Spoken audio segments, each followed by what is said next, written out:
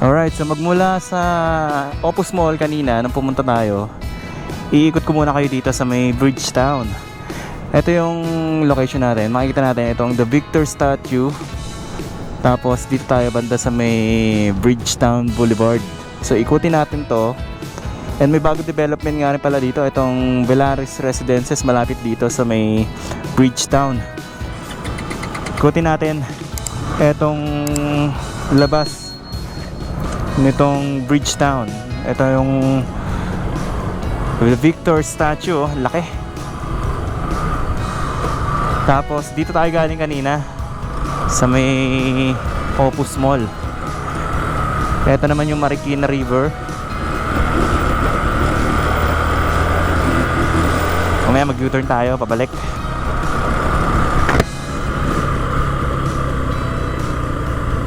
Ayan siya, oh. So bukas na siya ngayon. Nung nakaraang update natin, nung nag-vlog tayo rito, sarado pa to, itong Opus Mall. Ngayon ay open na at nakapag-vlog pa tayo sa loob. Ito yung entrance niya magmula dito sa may C5. Makikita nyo dyan. So ikot tayo.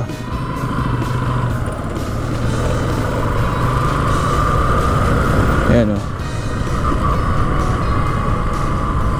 Dati sarado pa to, yung banda rito. Kaya entrance na yan papunta sa parking sa may Opus Mall.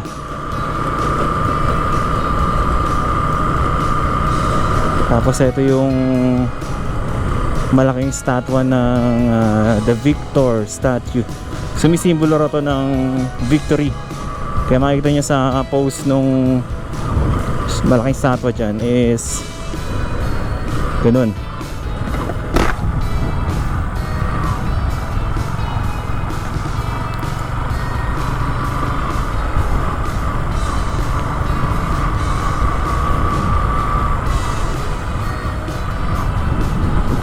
Dito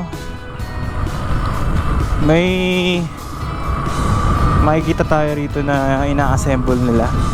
Parang may program ata dyan na kakatapos lang. Tapos banda rito naman yung football. Kaya may ano, mga kabataan, mga bata yung naglalaro. Ikot tayo rito.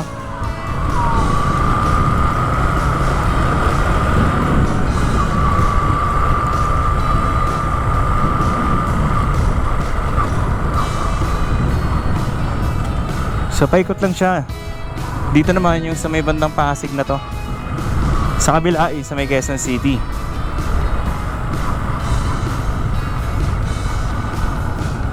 Tingnan natin dito kung anong meron. Ito, nakalagay dito The Mercato Central.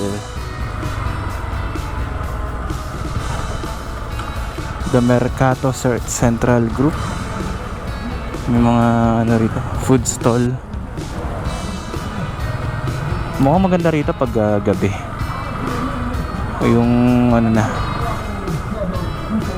humupa na yung araw or palubog na yung araw. Iko tayo. Ayan na yung ano, for sale soccer balls size 4 and size 5. Dito naman yung obstacle park nila.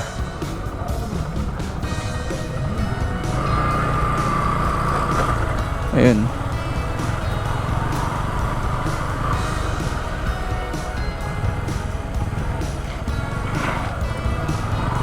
Pero parang sarado siya ngayon. Hindi yata pinapagamit.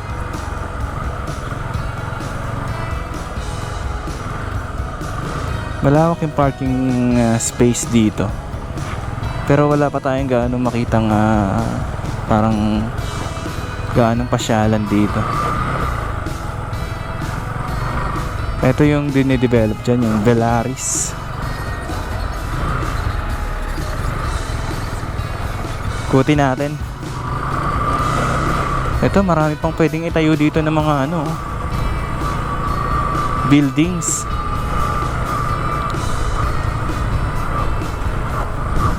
Parang more on residential lang itatayo dito.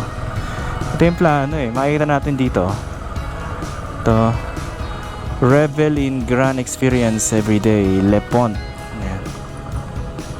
So may ano siya, may malaking pool na sa taas ng building. Le Pont Residences. Dito kaya. Parang ano to, pag natapos na to, puro mga buildings na yung nakapalibot dito sa area na to.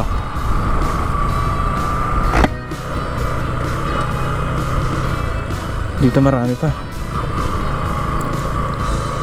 Ang lawak. Ito rin kaya yung nakaraan na pinuntahan natin. Wala pa dito. So ibang ano na yun, ibang property na yun sa may Villaris. Dito Haraya Residences. Ayan yung Marikina River.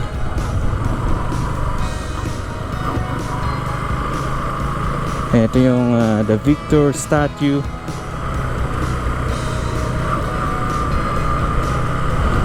Dito may ano pa, may tatayo pa silang mga condominiums.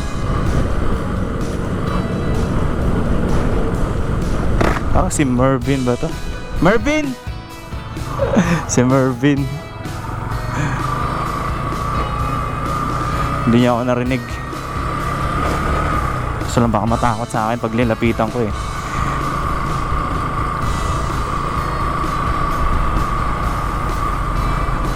Kilala niyo yun, yung vlogger na si Mervin. Baka magulat pag may lumapit na nakamotor eh. Akalain niya hold upper.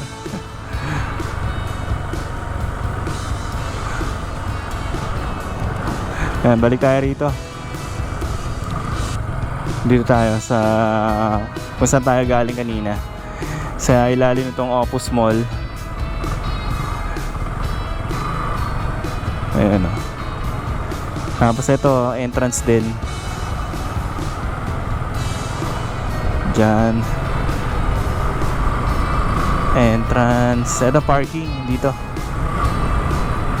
Ayan o, parking lot.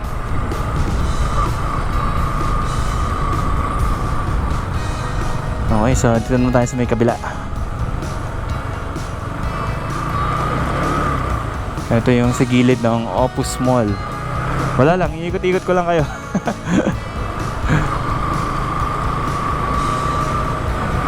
Tour, ano lang to, parang nakamotor tayo na nagtutour. Ito naman, entrance ulit. Pabalik tayo sa may C5.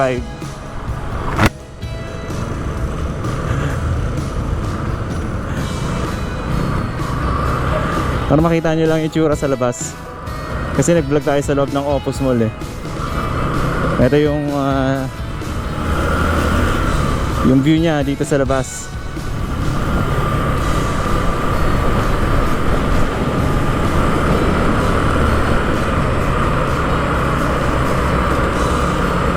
Babalik na tayo sa may C5. Ito yung sa may kabila, yung dinedevelop pa nila. Diyan oh. Paglampas lang natin, may ano dyan, may daanan dyan. Dito yan sa paglampas netong ano. Ayan, itong Park Links. Ano rin to, residential area din to. Ito na yung papunta sa may Libis.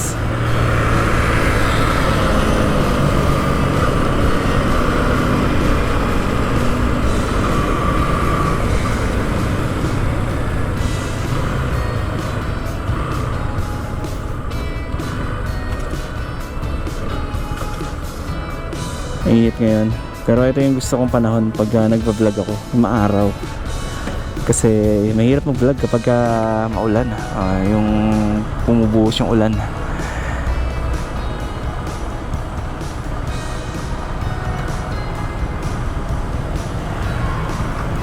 Okay, let's go.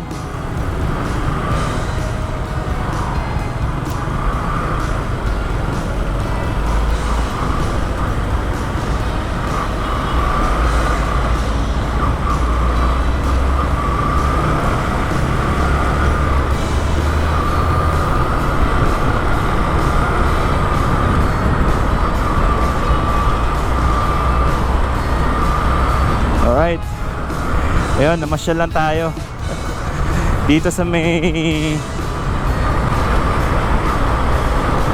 C5.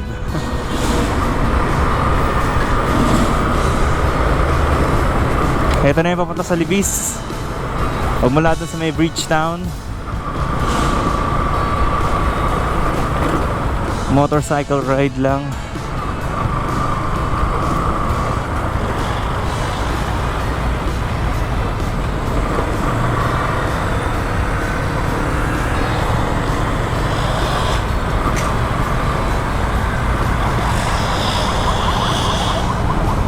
Abot tayo.